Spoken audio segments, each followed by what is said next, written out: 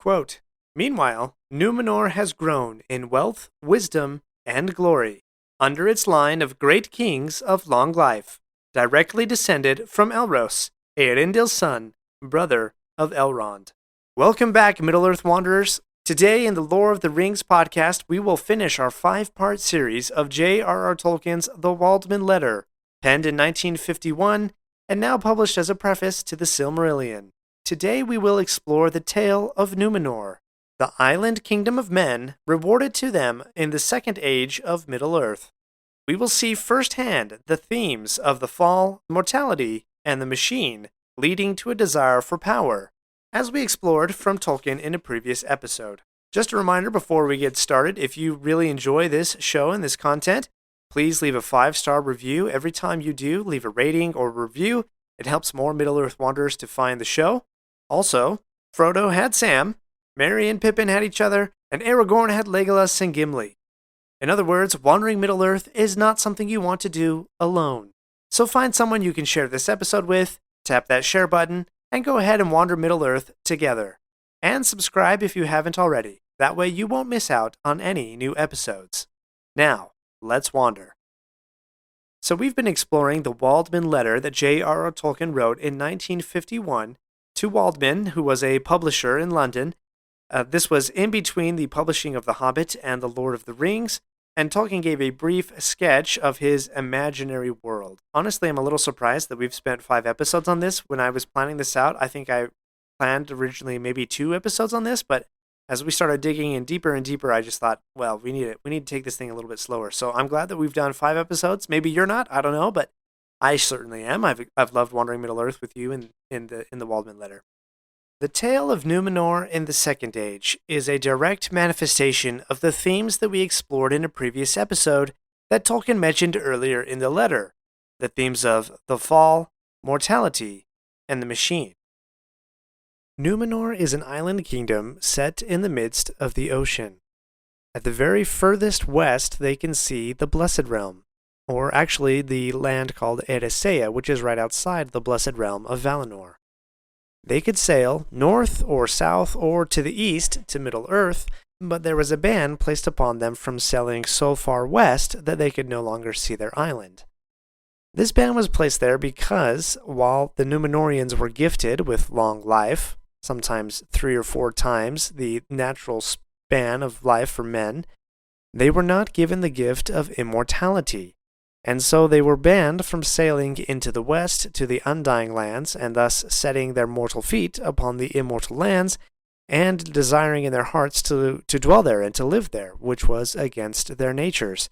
So you can begin to see here that the mortality theme that Tolkien outlined earlier is starting to make its play here in Numenor.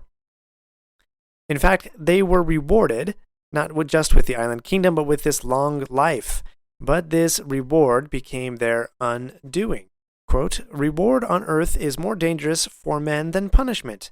Their reward is their undoing, or the means of their temptation. Their long life aids their achievements in art and wisdom, but breeds a possessive attitude to these things, and desires awake for more time for their enjoyment.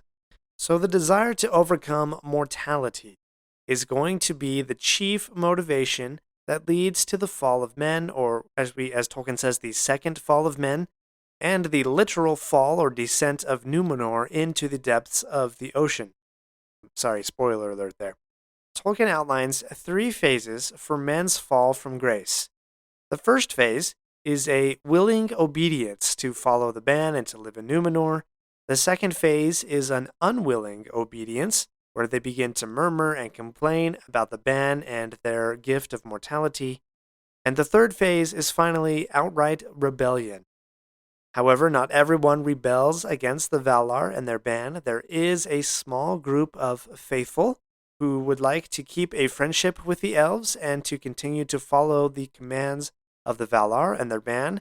However, they are not wholly immune to the desires for a longer life, but they still are faithful to the Valar and to the elves.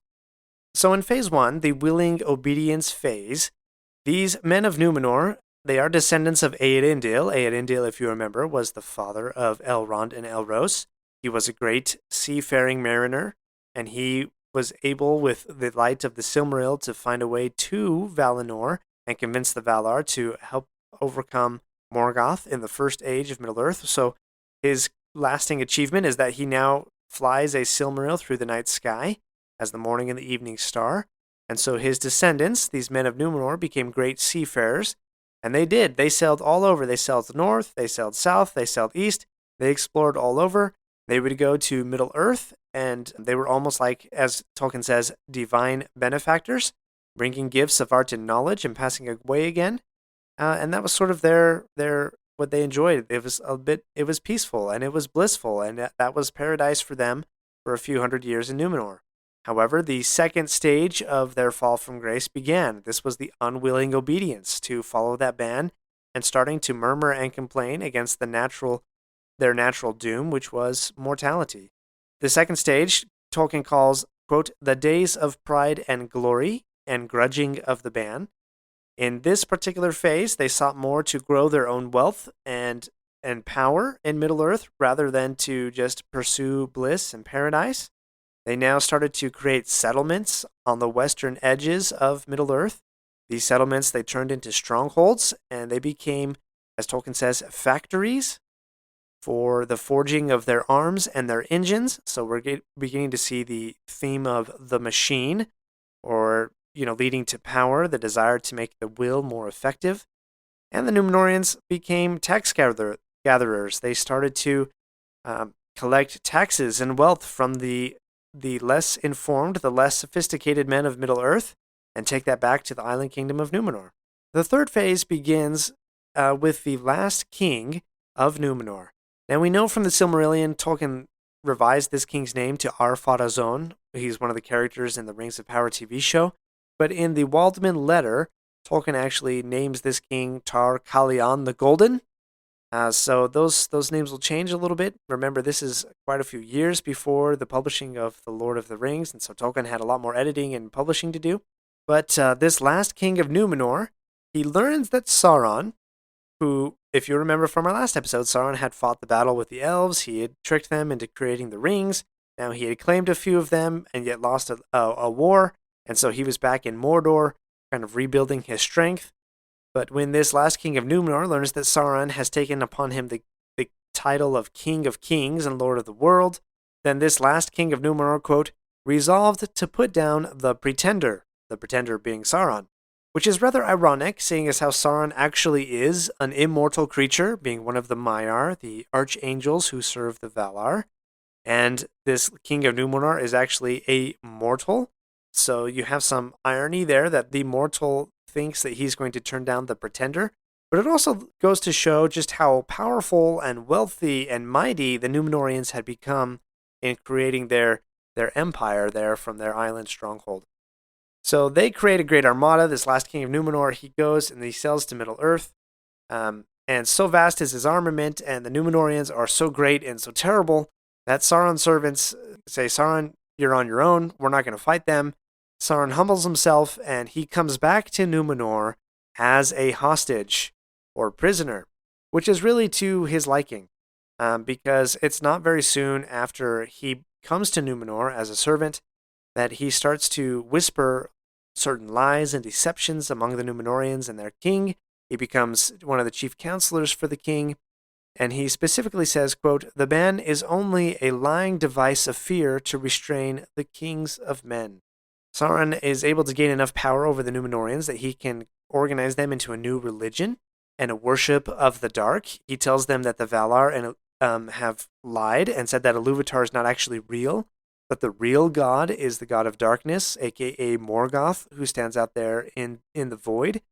Necromancy starts to happen in Middle-earth as some of these Numenorians come back to Middle-earth with the dark magic and power that Sauron is teaching them.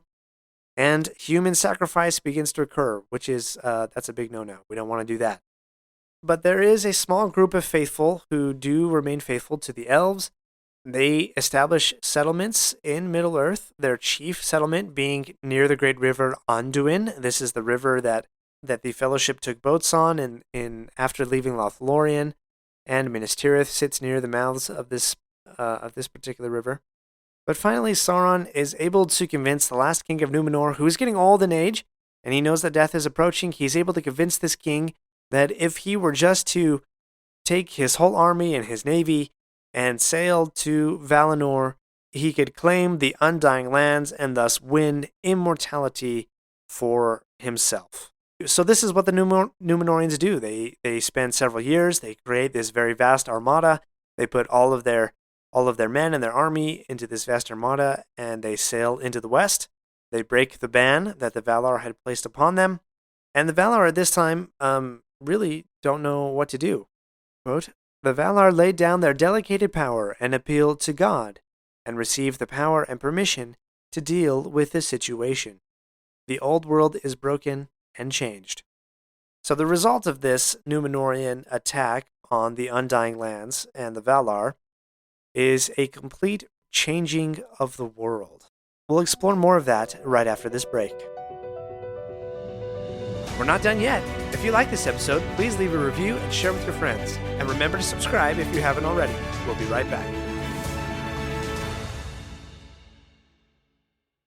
Do you ever find yourself thinking about who would win in a fight between Goku and Superman?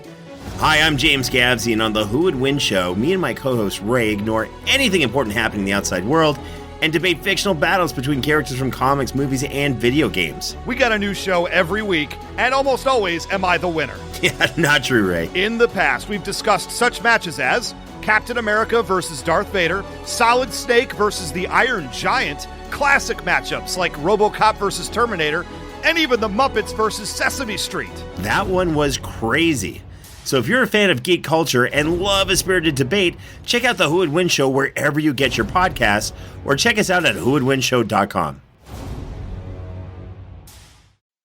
Not all bread is created equal. And if you like yours soft, fluffy, moist, and delicious, then Hero Bread and Buns should be your first choice. But Hero Bread isn't just about taste and texture. It's high in fiber with ultra-low net carbs with 0 grams of sugar. Order today at hero.co and use the code AH10 to get 10% off your first purchase. That's AH10 at hero.co, HERO.co for 10% off your first purchase. In response to the attack on Valinor, the god Iluvatar and the Valar actually reshape the whole world. Valinor is removed from the world. I don't know exactly what that looks like. I don't know if they're like taken up into heaven maybe. Don't know how that looks like. But the straight road to find them or to sail to Valinor is actually removed from the world. Only elves can find that way now. And the world is now in a spherical form, so that if men were to sail into the west, they would arrive back in the east. So it's just one big circle now, and the whole world has changed. And even more so, a great rift opens up in the ocean, and the entire island of Numenor is sunk into the depths. The whole armada from Numenor sinks, and nothing from Numenor remains. Except there is a small group of ships led by the faithful that do escape from Numenor and its drowning and are carried by a great wave as this chasm closes back up. These faithful are led by Elendil the Fair, which Tolkien also notes, quote, his name means elf friend. Elendil has 2 sons, Isildur and Anarion. Elendil is sort of a Noah-like figure from the Old Testament in the Bible, in that he rises back up from the flood and the wave. He arrives in Middle-earth, and he and his sons establish 2 kingdoms. They establish Arnor, the kingdom in the north, and also Gondor, the kingdom in the south. Sauron is an immortal creature, but even so, quote, hardly escapes the ruin of Numenor and returns to Mordor, where after a while he is strong enough to challenge the exiles of Numenor. So Elendil and his sons in Arnor and Gondor, they're starting to establish settlements there. Obviously, they cannot return to Numenor. That's been sunk into the depths, so now they have to create and establish lives there in Middle-earth. Sauron is gaining power and strength, and the Second Age comes to a close with what Tolkien called the last alliance of elves and men. This is the Great Siege of Mordor. This siege ends with the overthrow of Sauron, but there is a cost and a mistake, as Tolkien says. The cost is this, quote, Gil-galad, the king of the elves, and Elendil, the faithful, are slain in the act of slaying Sauron. So this is an interesting note here. This is a little bit different than how it's portrayed in Peter Jackson's movie. You sort of see that Isildur takes up, his father's sword after it's been broken, and he cuts the ring off Sauron, and Sauron sort of implodes. But an actual little detail here is that Gil-galad the elf and Elendil the man, they actually slay Sauron. They defeat him, but they are slayed in the process. The battle takes them out as well. So after the battle, Isildur, Elendil's son, he goes to Sauron's body and he cuts the ring from his hand as a weregild. This he takes as a trophy and as payment for his father's death from Sauron, and he claims the ring as his own, which is the fatal mistake at the end of the Second Age. However, Sauron's plan is actually work and emotion. If you remember, we spoke last time that Sauron believed that if the ring ever left his finger in some unimaginable way, that if it was found by anyone, that they would so lust for its power that they would not want to destroy it. So thus far, that assumption seems to be working, as Isildur, quote, refuses to cast the ring into the fire nearby. Now, we don't actually get a scene with Elrond and Isildur up there in Mount Doom saying, throw it into the fire, and Isildur gets, his one line from the movies.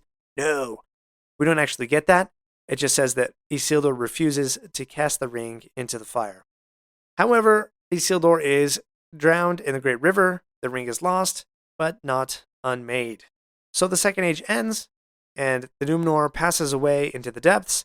Also, the last High King of the Elves, Gil-galad, has died, and that's the end of the Waldman letter. It sort of ends rather abruptly right there. There's no kind of sort of conclusion, there's no sign-off, at least as far as I can tell. Now, I have heard that in the revised edition of the Letters of JRR Tolkien, that there's a little bit more to this letter that's not necessarily published here as the preface in the Silmarillion. Now, I have not yet read that or explored that yet, so if there's more, if there's some sort of concluding paragraph, we'll have to explore that in a future episode. As we bid farewell to this journey through J.R.R. Tolkien's profound thoughts in the Waldman letter, we find ourselves enveloped in the timeless tapestry of his legendarium. Through 5 episodes, we've delved into Tolkien's motivations, explored the poignant themes of the fall, mortality, and the machine, and their seductive grasp on power. From the War of the Silmarils to the creation of the Rings and the Tale of Numenor, each narrative strand wove seamlessly into a rich fabric of wisdom and truth. Tolkien's words, penned in 1951, echo with a resonance that transcends time. As we conclude our exploration, let us carry forth the uplifting and positive spirit that Tolkien gifted us. For, in the face of darkness, his legendarium stands as a testament to the enduring power of hope, the strength of friendship, and the triumph of light over shadow. May we, like the characters in his tales, find solace in the beauty of creation, the resilience of the human spirit, and the promise of a brighter tomorrow. May we embrace the journey with courage and continue to discover the untold wonders that lie ahead. And may the wisdom of Tolkien's legendarium illuminate our paths as we step into the next chapter of our adventures. Speaking of which, the next episode will feature an episode I had with a Tolkien academic, and you won't want to miss it. Thank you for wandering Middle-earth with me today.